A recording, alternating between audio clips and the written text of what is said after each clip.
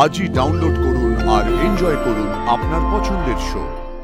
মেয়েরা পড়ার জন্য যাবতীয় খরচা করেছি, কিন্তু পেটে কিছু দিতে পারি। কিন্তু আমাদের এত কনজারভেটিভ ফ্যামিলি আমাকে আর টিচার হতে দেয়নি। নমস্কার, শুভ সন্ধ্যা। চুলের রং হোক না সাদা, রঙিন এখনো মন, হাসি মজা আনন্দেতে কাটছে সারাক্ষণ। আজকে চারজন দারুণ দিদার সাথে জমিয়ে গল্প হবে, 1 ঘন্টা দারুণ ভাবে কাটাবো। কাঞ্চনী দি, দুর্দান্ত হাতের রান্না, যা খেলাম কচু বাটা চিংড়ি, অসম্ভব ভালো। অনেক ধন্যবাদ রচনা। 4 বছর হলো বলছেন আপনি শুরু করেছেন কুকিং ইভেন্ট। হ্যাঁ, তার আগে কি করতে? তার আগে আমি সংসারের জন্যই রান্না করতাম। সংসারে কে কে ছিল? আমার 2 ছেলে, স্বামী, আমার নাতি নাতনি। আমার নাতিরা 11-12-এ পড়ে মেয়ের ঘরে। হ্যাঁ, আমার 2 ছেলে 1 মেয়ে। আচ্ছা। আমি নিজে লরেটো থেকে পাস করে ইংলিশ টিচার হতে চেয়েছিলাম, কিন্তু আমাদের এত কনজারভেটিভ ফ্যামিলি আমাকে আর টিচার হতে দেয়নি না। বাড়িতেই ছিলেন? হ্যাঁ, বাড়িতেই ছিলাম। তো আমার মেয়েকে আমি ইংলিশ টিচার করেছি, এটাই আমার পরম প্রাপ্ত। 4 বছর আগে কি মনে হলো হঠাৎ করে? মানে কি খালি সময় ছিল? অনেক সময়ও ছিল, আর করোনার পর বাড়িতেই বসে বসে কিরকম একটা বোর্ড ফিল করছিলাম। তারপর ভাবলাম না, কেন না, এই তো আমি বাড়িতেই তো রান্না করছি, আর সবাই আপনার রান্নার অ্যাপ্রিশিয়েট করে, তো কেন না আমি সকলের জন্য রান্না। এবার কুকারি ইভেন্ট শো গুলো হতো, তখন আমার মনটা পড়ে গেল যে এখানেই তো আমি রান্না করে। এই যে আপনি রান্নাটা ভালো করেন, এটা কি আপনি শিখেছেন নাকি করতে করতে হয়ে গেছে? এটা আমার বলতে হবে, এটা গডস গিফট। কেন না, হ্যাঁ, এটা না থাকলে হয় না। এগুলো কি করে শিখলেন? আমি জানি না কেন, জানো, একটা অটোমেটিকলি প্রথমে কষে মশলা, তারপর বেক করি। অনেকে যেটা করে না, কাঁচা কাঁচা দিয়ে দেয়, কিন্তু আমি কষে মশলা দেখলাম, বা এটা তো ভেরি নাইস। তো এই সব ইভেন্ট করেই আমি অনেক কুকিং শোতে। তো আপনি ইভেন্টস করেন মানে কি রকম ধরনের ইভেন্ট? মানে আমি হয়তো কখনো লাইভ, মানে কম্পিটিশন ইভেন্ট? হ্যাঁ, লাইভ কম্পিটিশনেও করছি।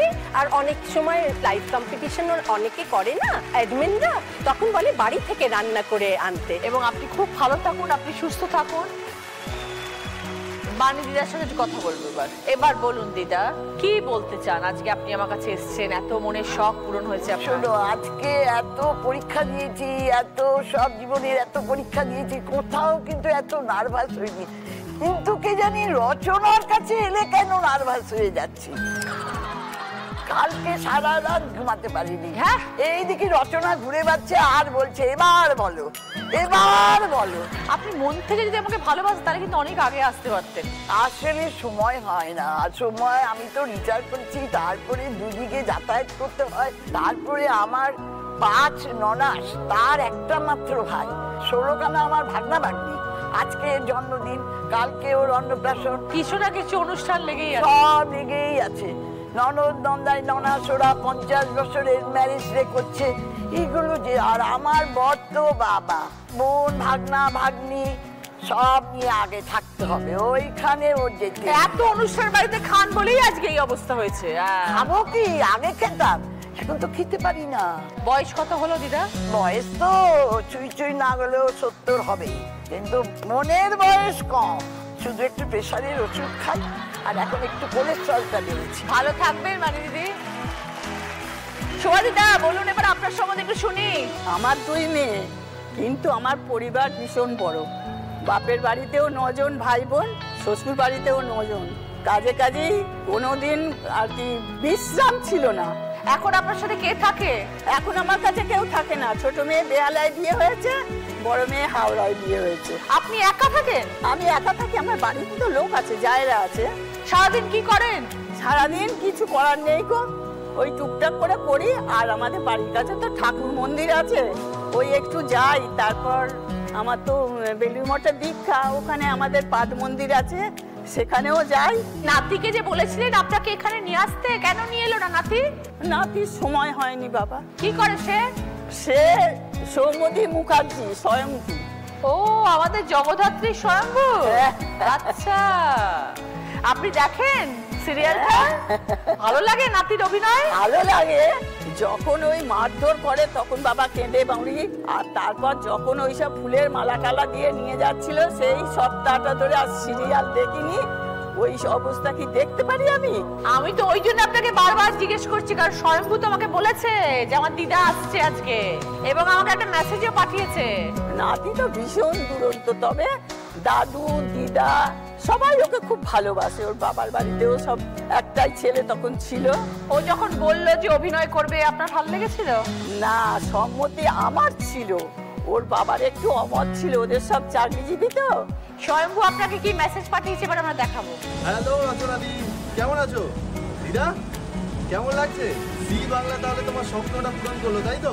খুব ভালো করে খেলো, কারণ আমি আর মা কিন্তু এর আগেও গেছিলাম দিদি নাম্বার 1-এ। মা কিন্তু প্রচুর গিফট নিয়ে এসছে, মা কিন্তু ফাটিয়ে খেলেছে। তুমি কিন্তু মায়েরও মা, হ্যাঁ? তোমাকে ভালোভাবে খেলতে হবে। তো অল দ্য বেস্ট, এবং বাকি 3 জন দিদাকেও অল দ্য বেস্ট। তারা ভালো করে খেলো।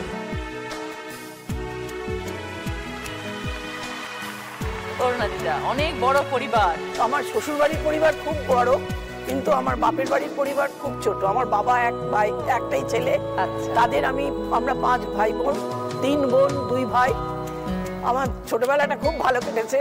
আমার ছাড়া বাবা কাউকে চিনতো না, এতগুলো ছেলে মেয়ে, কিন্তু বাবা আমাকে খুব ভালোবাসতো। তারপরে বিয়ের পর একটু স্ট্রাগল গেছে।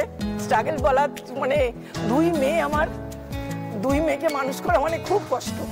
বিয়ে কি সম্বন্ধ করেই হয়েছিল? যে আমার না, আমি নিজে দেখে করেছি। তখন আপনারা থাকতেন কোথায়? তখন এই বেনেপুকুরেই থাকতাম। আচ্ছা, ওখানেই থাকতাম, ওখানকারই ছেলে, ওখানেই বিয়ে করেছি। বাড়িতে কোনো অসুবিধা হয়নি? বাড়িতে অসুবিধে ছিল, খুবই অসুবিধে ছিল, তারপরে মেনে নিয়েছে। আচ্ছা, তো তারপরে বিয়ের পরের জীবনটা কেমন ছিল? বিয়ের পরেই খুব স্ট্রাগল।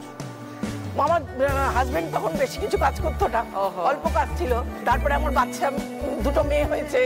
সেই মেয়েদেরকে পড়াশোনা শেখাতে হবে, কিন্তু পয়সা তো ডনে ডন, কোথা থেকে হবে? কিন্তু এদিকে যে কি করলাম, মানে মেয়েদেরকে ভালো ভালো স্কুলে দিলাম, মেয়েরা পড়ার জন্য যাবতীয় খরচা করেছি, কিন্তু পেটে কিছু দিতে পারি। পেটে ওই আলু ভাতে ভাত, মানে যেমন করে খাও, কিন্তু শিক্ষিত হতে হবে। মানুষের মতন মানুষ হয়ে দাঁড়াতে হবে। আমার বড় মেয়েকে ডাইসেশনে পড়িয়েছি, তারপরে বটানি অনার্স নিয়ে বিদ্যাসাগরে পড়েছে, তারপরে সায়েন্স কলেজে এমএসসি করেছে। বাহ। হ্যাঁ, ওখান থেকে করে আজকে এসে বিধাননগর মিউনিসিপ্যাল স্কুলের টিচার। বাহ। আর ওরই একটা ছেলে আছে, নাতি, সে আমার কাছেই থাকে। মেয়েও আমার কাছে থাকে, কারণ কাঁথিতে বিয়ে হয়েছে। কাঁথির থেকে তো বিধাননগরে এ করা সম্ভব নয়। আর ছোট মেয়ে? ছোট মেয়ে সেন্ট অগাস্টাইন স্কুলে পড়িয়েছি। তারপরে সে মানে স্ট্যাটিস্টিক্সে অনার্স নিয়ে মৌলানা আজাদ কলেজে পড়েছে। সেখান থেকে জেকা পরীক্ষা দিয়ে আইটিতে। এখন সে কোথায়? সে মাঝে ইউকেতে ছিল, ইউকে থেকে এই রিসেন্টলি 19 সালে এসেছে। আচ্ছা, 2 মেয়েরই বিয়ে 2 হয়ে গেছে? মেয়েরই বিয়ে হয়ে গেছে। এক মেয়ের বিয়ে হয়েছে 2006-এ, আর এক মেয়ের বিয়ে হয়েছে 2010-এ। তাহলে আপনি এখন, আপনার কোনো চিন্তা নেই, এখন ছাড়া হাত পা। এখন আমি স্বর্গে বাস করছি। সেই যে আগে যে স্ট্রাগল করেছি মানে ওদেরকে নিয়ে, সেই জায়গায় আমার মেয়েরা আমাকে খুব ভালো লেগেছে। ও, Beniapukur library and reading club. আচ্ছা। সেখানে আমি 6টা থেকে 9টা পর্যন্ত ওদের ওখানে টাইম দিই। কি করেন? সোশ্যাল ওয়ার্ক করি, যে ওখানে যা কাজকর্ম থাকে একটু করি। তারপরে ওরা যা যেরকম বলে, তারপরে 5 জন লোক আসে, তাদের সঙ্গে কথাবার্তা বলে মনটা ভালো থাকে। আর তাছাড়া ওখানে শনিবার রবিবার ড্রয়িং ক্লাস হয়, সেই ড্রয়িং ক্লাসে আমি এগিয়ে যাচ্ছি। খুব ভালো থাকবেন অরুণাদি, খুব ভালো থাকবেন, সুস্থ থাকবেন, ভালো থাকবেন। আপনাদের 4 জনকে অসংখ্য ধন্যবাদ যে আপনারা এসেছেন এবং পরিচয় হয়ে খুব ভালো লাগলো। আপনারা সবাই সুস্থ থাকুন, ভালো থাকুন, এটাই চাইবো সব সময়। আশীর্বাদ করবেন যেন আপনাদের ভালোবাসা, আশীর্বাদ নিয়ে জীবনে চলতে পারি।